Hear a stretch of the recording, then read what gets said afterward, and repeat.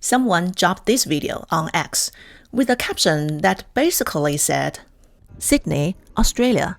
These houses are not lit up for Christmas. They are lit up for Diwali. Just about everyone in this neighbourhood of Niriba Fields is Indian.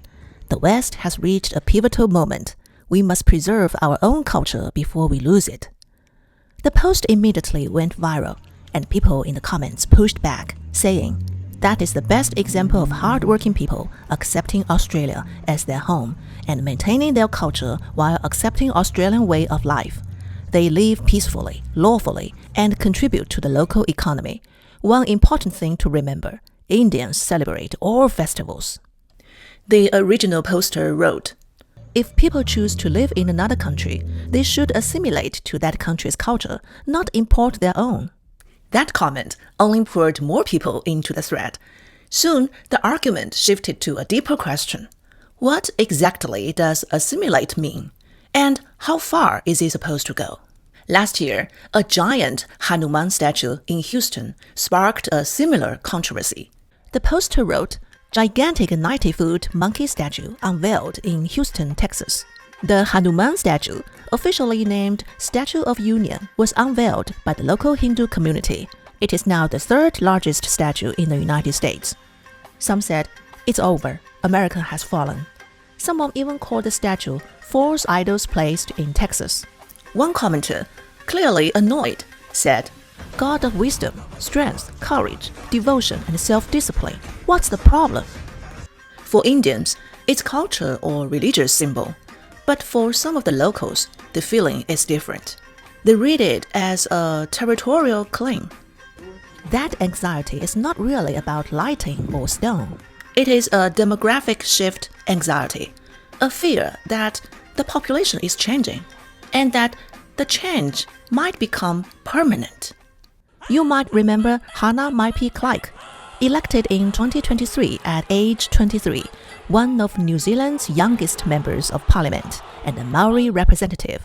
In her first oath and public speeches, she opened with traditional Māori chanting and vocal calls, loud, forceful, ceremonial. Western media quickly framed it as a kind of shouting performance, and critics accused her of dragging tribal ritual into parliament and breaking formal decorum. At first glance, these three incidents seem unrelated.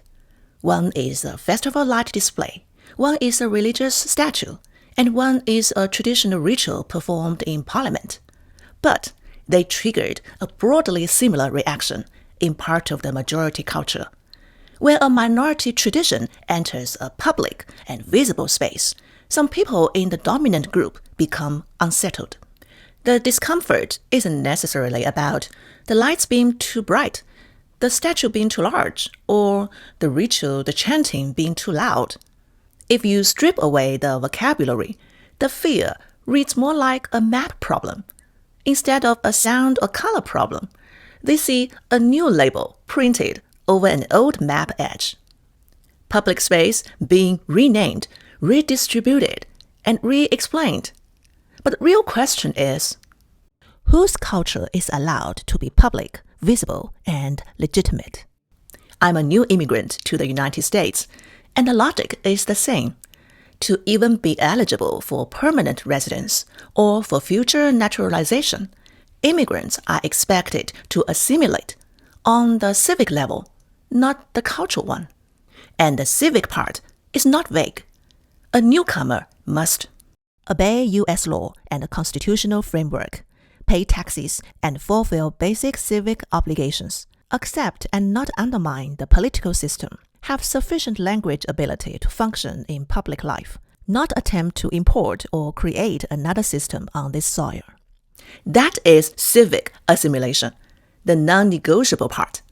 It means I must integrate into American system, not transplant another system in America. For that part, I'm fully willing and actively doing my part. But then there is cultural assimilation, the part some people think immigrants should do. Abandon your holidays, abandon your language, abandon your religion, abandon your aesthetics and identity, and replace them with the majority's way of life. That expectation is psychological, not legal.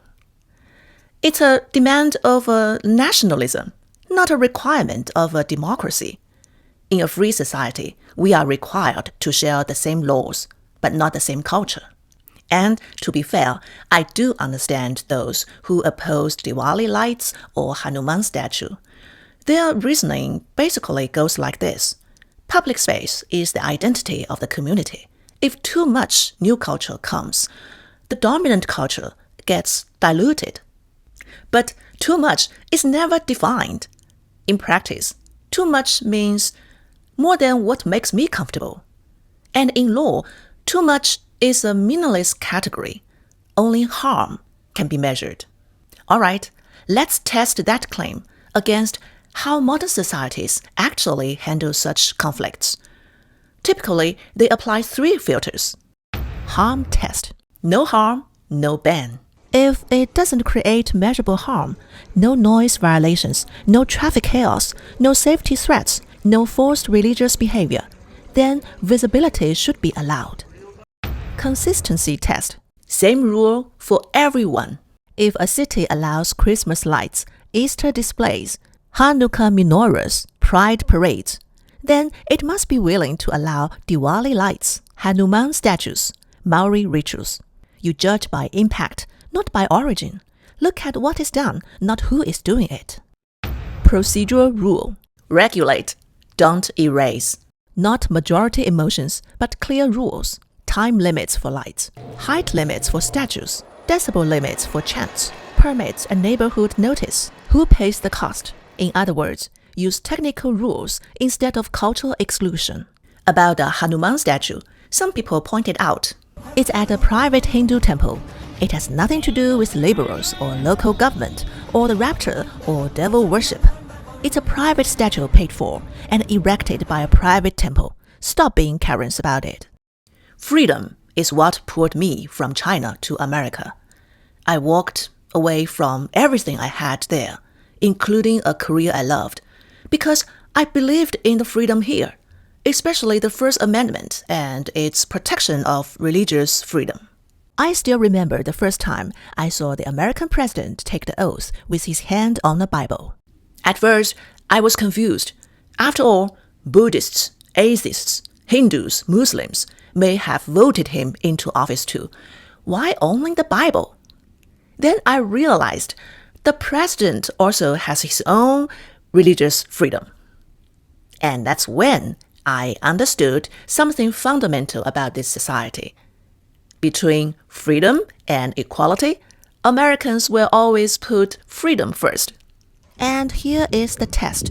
If this so-called freedom only applies to the majority, but not to newcomers, then it's not a value, it's a privilege. Of course, not everyone who objects to Diwali lights, Hanuman statues, or Maori chanting is anti-culture.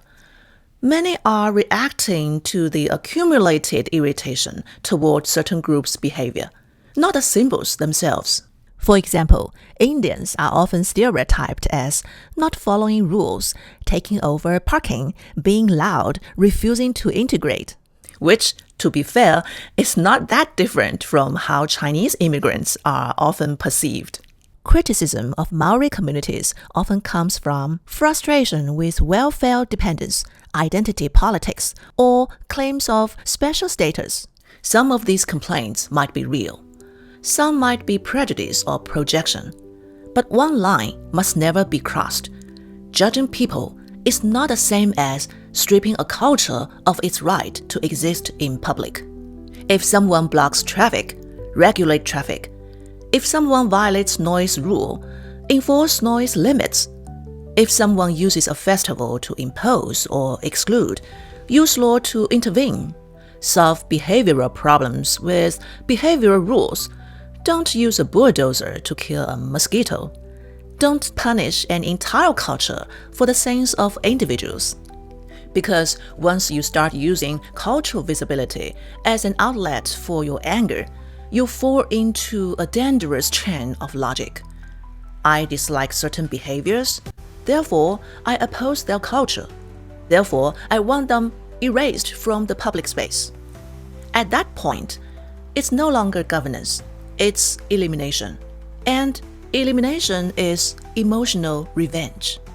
The strength of the US, Australia, New Zealand is not measured by which symbols get to appear, but by whether the society remains stable when different symbols appear side by side. I'm not against Western societies defending order, tradition, and a shared civic baseline. In fact, it is precisely because I understand and fully respect those things that I chose to move here and build a life here. But my recognition of these values shouldn't require erasing myself. As an immigrant, I obey the law, I pay taxes, I respect the system, and I take on my obligations. On that foundation, I expect the same right to cultural expression, not hidden in a corner, but allowed to exist in daylight. I came here because this country wrote a sentence on the wall: all men are created equal. And because in practice, it places freedom above everything else. Now it's my turn to test. Is that sentence a principle or a slogan? Are freedom and equality for everyone, or just for those who look like you? If freedom and equality only apply to firstcomers, then they were not values, they were privileges. But if they apply when newcomers exercise them, then that is what civilization means. I came here because I believed in those values. Now I'm here to test if they apply to me. Well then, God bless America.